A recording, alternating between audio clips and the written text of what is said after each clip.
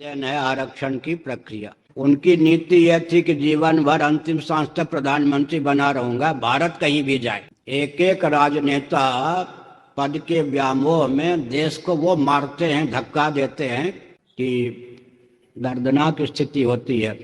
उनका जो मनोरथ था, संकल्प था, वो तो पूरा नहीं हुआ, लेकिन देश को वो मार गए। बीपी सिंह, जिस समय आरक्षण का नियम लागू हुआ था, मंडल आयोग, उस समय में मेरठ में चातुर्मास्य कर रहा था, इस पद पर नहीं था। उस समय मैंने वर्तमान आरक्षण में 5 दोष गिनाया था। भारत में जो क्रियान्वित आरक्षण की पद्धति है वो अत्यंत दिशाहीन है, सबके लिए घातक है। उसमें 5 पकार नामक दोष हैं। प्रतिभा की हानि, जो आरक्षण में अधिकृत हैं उनकी प्रतिभा की हानि, जो अनधिकृत हैं उनकी प्रतिभा की हानि।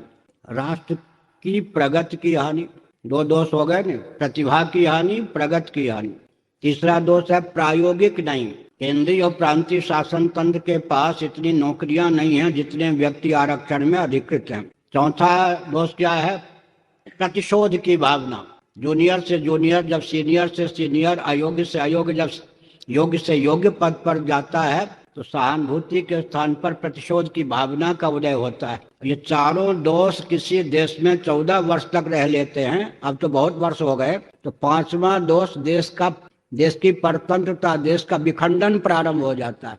अब ये जो विदेश की ओर भग रहे, या देश में भी विदेशी कंपनी के हाथ हमारी मेधा शक्ति और मेधावी व्यक्ति आ रहे, इधर भी ध्यान है या नहीं? विदेश तो भगते ही हैं, देश में भी रहकर विदेशी कंपनी के पास ही हमारी मेधा शक्ति बिक रही है, या मेधावी व्यक्ति बिक रहे हैं।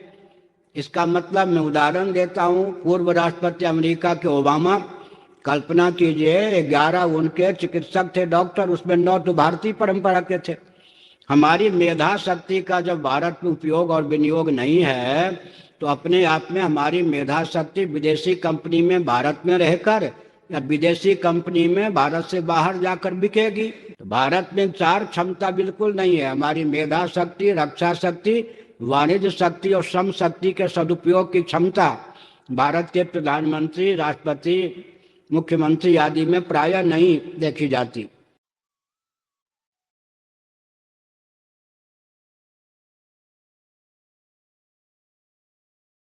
बीपी सिंह की देन है आरक्षण की प्रक्रिया। उनकी नीति यह थी कि जीवन भर अंतिम सांस तक प्रधानमंत्री बना रहूंगा, भारत कहीं भी जाए। एक एक राजनेता पद के व्यामोह में देश को वो मारते हैं, धक्का देते हैं कि दर्दनाक स्थिति होती है।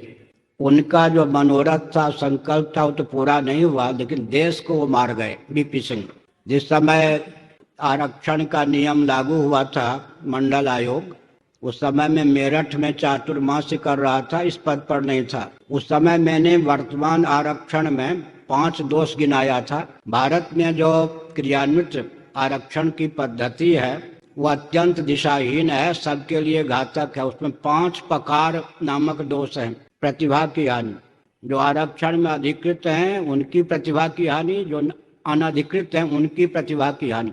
राष्ट्र की प्रगति की हानि, 2 दोष हो गए न, प्रतिभा की हानि, प्रगति की हानि। तीसरा दोष है प्रायोगिक नहीं, केंद्रीय और प्रांतीय शासन तंत्र के पास इतनी नौकरियां नहीं हैं जितने व्यक्ति आरक्षण में अधिकृत हैं। चौथा दोष क्या है? प्रतिशोध की भावना। जूनियर से जूनियर जब सीनियर से सीनियर, अयोग्य से अयोग्य जब योग्य से योग्य पद पर जाता है तो सहानुभूति के स्थान पर प्रतिशोध की भावना का उदय होता है। ये चारों दोष किसी देश में 14 वर्ष तक रह लेते हैं, अब तो बहुत वर्ष हो गए। तो 5वां दोष देश की परतंत्रता, देश का विखंडन प्रारंभ हो जाता है। अब ये जो विदेश की ओर भग रहे, या देश में भी विदेशी कंपनी के हाथ हमारी मेधा शक्ति और मेधावी व्यक्ति आ रहे, इधर भी ध्यान है या नहीं? विदेश तो भगते ही हैं, देश में भी रहकर विदेशी कंपनी के पास ही हमारी मेधा शक्ति बिक रही है, या मेधावी व्यक्ति बिक रहे हैं। इसका मतलब मैं उदाहरण देता हूं। पूर्व राष्ट्रपति अमेरिका के ओबामा, कल्पना कीजिए 11 उनके चिकित्सक थे, डॉक्टर, उसमें 9 तो भारतीय परंपरा के थे। हमारी मेधा शक्ति का जब भारत में उपयोग और विनियोग नहीं है तो अपने आप में हमारी मेधा शक्ति विदेशी कंपनी में भारत में रहकर या विदेशी कंपनी में भारत से बाहर जाकर बिकेगी। तो भारत में चार क्षमता बिल्कुल नहीं है। हमारी मेधा शक्ति, रक्षा शक्ति, वाणिज्य शक्ति और श्रम शक्ति के सदुपयोग की क्षमता भारत के प्रधानमंत्री, राष्ट्रपति, मुख्यमंत्री आदि में प्रायः नहीं देखी जाती।